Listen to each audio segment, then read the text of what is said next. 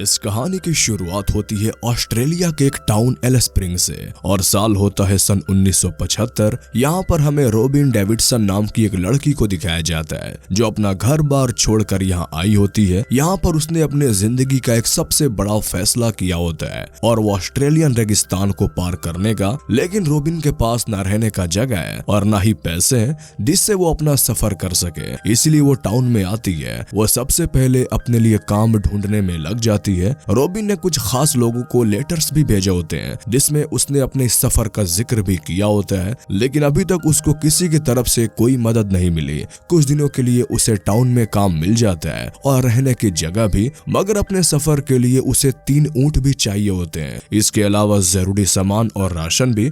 उसे ऊंट इसलिए चाहिए ताकि उसका वो भार उठा सके। रॉबिन जिसको भी अपने सफर के बारे में बताती है तो वो उसे पागल समझने लगते हैं। अब इसी टाउन में कैमल फार्म होता है जिसका मालिक का नाम कार्ट होता है। रॉबिन उसके पास जाती है और अपने सफर के बारे में उसे बताती है, लेकिन कार्ट इसमें कोई दिलचस्पी नहीं दिखाता।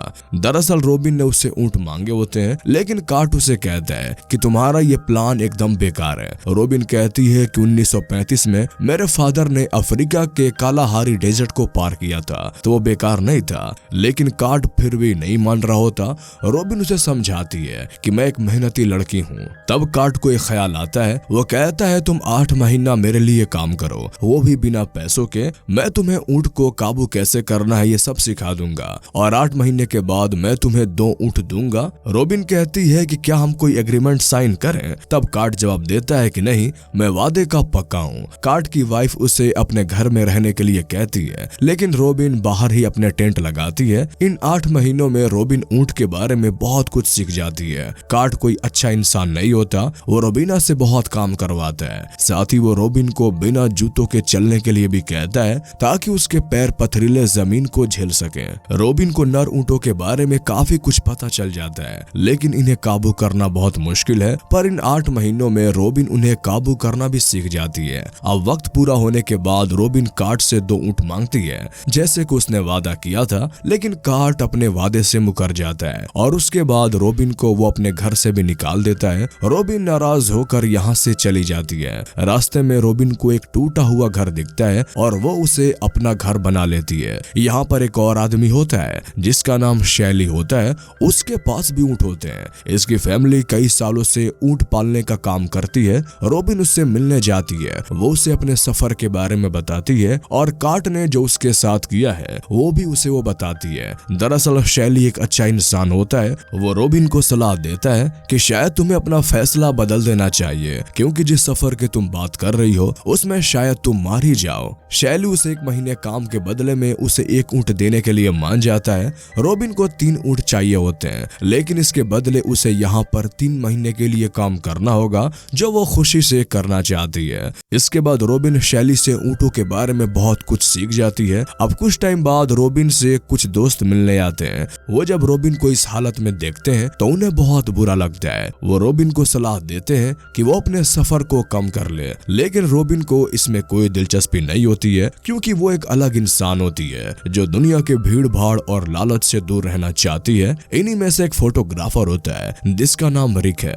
दरअसल रिक ने ही रॉबिन को यह सलाह दी थी कि नेशनल जियोग्राफिक चैनल वाले तुम्हारे सफर को स्पॉन्सरशिप कर सकते हैं, क्योंकि रॉबिन को पैसों की भी जरूरत है। अगली सुबह रॉबिन के दोस्त चले जाते हैं। अब 1 महीना काम करने के बाद सेली उसे 1 ऊंट दे देता है। कुछ दिन बाद रॉबिन को पता चलता है कि वो ऊंटनी प्रेग्नेंट है। रॉबिन फैसला करती है कि वो थोड़ा इंतजार करेगी। इसके बाद वो फिर से कार्ट के फार्म पे जाती है ताकि वो उसे अपने 2 ऊंट ले सके, लेकिन वहां पहुंचने पर उसे पता चलता है कि कार्ट ने अपना फार्म किसी और को बेच दिया है। रॉबिन ऊंटों के सौदे के बारे में डेविड नामी आदमी से बात करती है, लेकिन वो आदमी रॉबिन की बात नहीं मानता और कहता है कि कार्ट ने मुझे किसी सौदे के बारे में नहीं बताया। दरअसल ये आदमी यहाँ पे नया होता है और जब रॉबिन देखती है कि उसे उन ऊंट संभाले नहीं जा रहे हैं तो वो उसकी मदद करती है और उसके बाद वो आदमी रॉबिन को ऊंट दे देता है, जिससे रॉबिन को बहुत खुशी होती है और वो नेशनल जियोग्राफिक वालों को लेटर लिखती है जिसमें वो अपने सफर के बारे में बताती है और साथ ही रॉबिन को स्पॉन्सरशिप की उम्मीद भी होती है। अब सफर पर निकलने से कुछ दिन पहले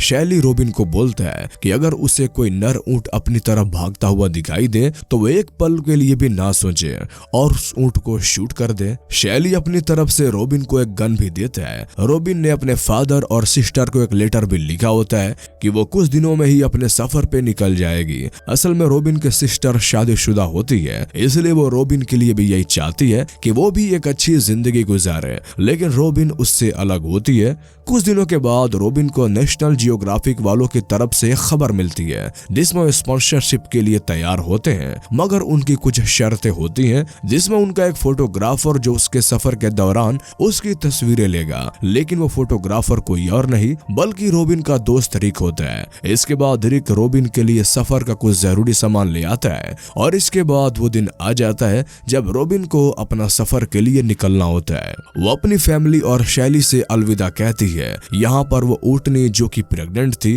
वो भी अब माँ बन चुकी है। रोबिन ने अपने तीनों ऊँटों पर सामान रख दिया होता है और ऊँटनी का बच्चा भी अपनी माँ के साथ चल रहा होता है और साथ ही रोबिन का कुत्ता भी इस सफर में उसके साथ होता है। रास्ते में कुछ छोटे गांव आते हैं और जहाँ भी रोबिन रुकती है तो रिक रोबिन की तस्वीर ले लेता है। इसके बाद आहिस्ता आहिस्ता उसकी ये कहानी न्यूज़पेपर पे आने लगती है। 29 दिनों तक वो लगातार अपनी मंजिल की तरफ बढ़ रही होती है और अब आगे रास्ते में माउंट ओल्गा पार्क आता है, लेकिन पार्क रेंजर्स उसे अंदर जाने नहीं देते। इसका मतलब ये कि रोबिना को घूमकर दूसरी तरफ से जाना होगा, मतलब कि सफर अब और भी लंबा होगा। इसके बाद वो वहीं पे रात बिताती है। माउंट ओल्गा के करीब रिक उसकी कुछ तस्वीरें लेता है और अगले दिन रोबिन अपना सफर शुरू कर देती है। रिक कभी कभार ही उससे मिलता है। असल में रोबिन को तस्वीर लेना पसंद नहीं होता, लेकिन रिक हर वक्त उसकी तस्वीर खींचता रहता है। अब एक दिन ऐसा होता है कि एक बहुत बड़ा तूफान आ जाता है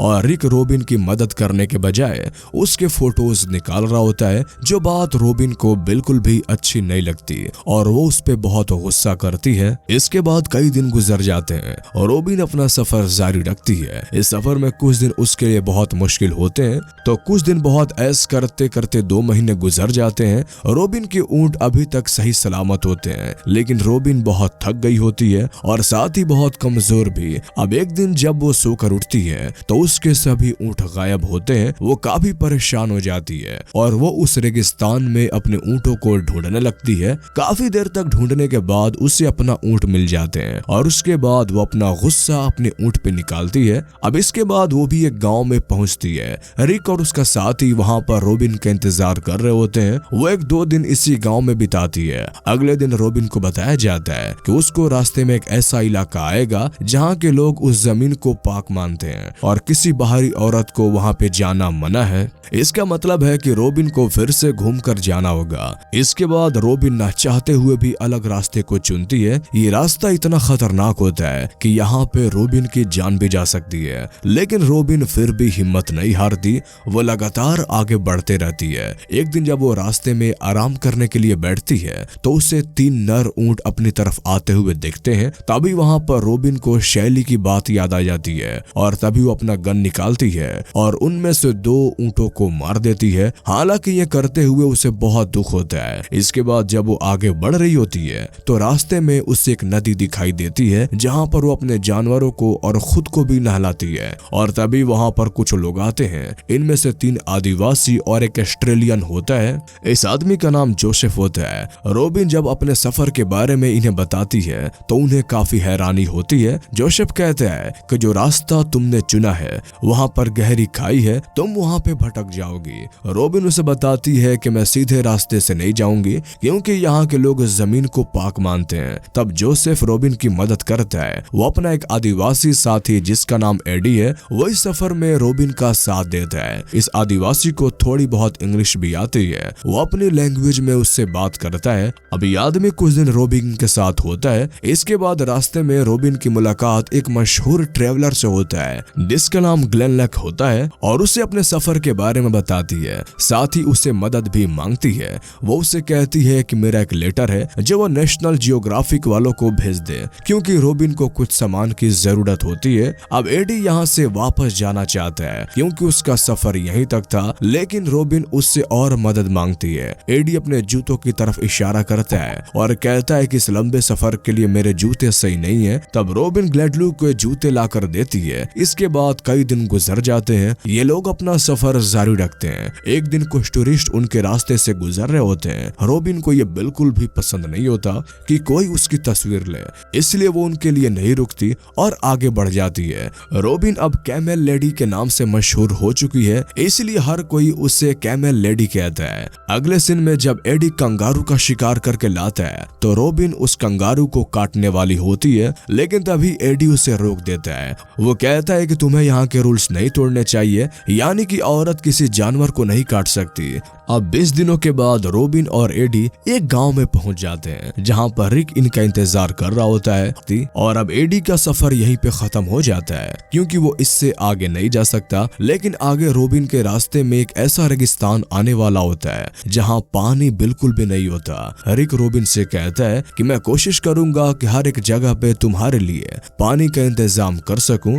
कुछ दिनों के बाद रॉबिन उस रेगिस्तान में कदम रख देती है, लेकिन यहाँ पर उसकी हालत कुछ अच्छी नहीं होती। अब यहाँ पे उसका दिमाग ठीक से काम नहीं कर रहा होता, उसकी हालत भी कुछ अच्छी नहीं होती। उसका बदन काम करना छोड़ रहा होता है और साथ ही मुझे अजीब अजीब चीजें दिखाई दे रही होती है। और एक दिन ऐसा होता है कि वो अपने कंपास को खो देती है और काफी ढूंढने के बाद उसे कंपास तो मिल जाता है, लेकिन वो अपनी यादों में ही खो जाती है। लेकिन फिर भी वो रुकती नहीं है, आगे बढ़ते रहती है। और एक दिन वो एक घर के सामने पहुंच जाती है। वो काफी देर तक वहां पे खड़ी रहती है। उसे ऐसा लग रहा है कि ये भी उसका वहम है, मगर ऐसा नहीं होता। वहाँ पर एक बुजुर्ग औरत आती है और उसे अपने घर में ले आती है। वो लोग उसे खाना भी देते हैं और नहलाते भी हैं। उन्हें जब पता चलता है कि रॉबिन इतना बड़ा सफर करके यहाँ पहुंची है तो वो काफी हैरान हो जाते हैं। अब कुछ दिन रॉबिन वहीं पे रुकती है और उसके बाद वो फिर से अपने सफर पे निकल जाती है। अब एक दिन ऐसा होता है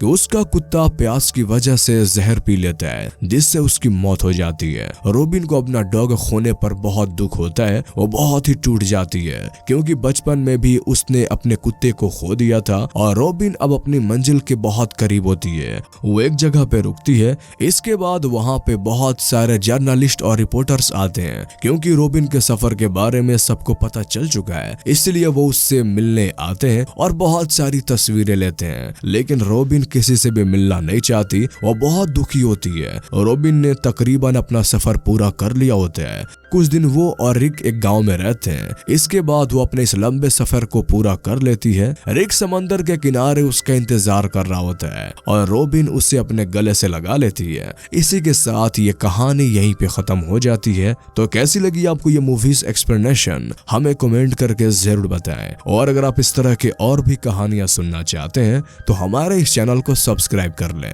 तो फिर मिलते हैं आपसे अगले वीडियो में, तब तक के लिए गुड बाय।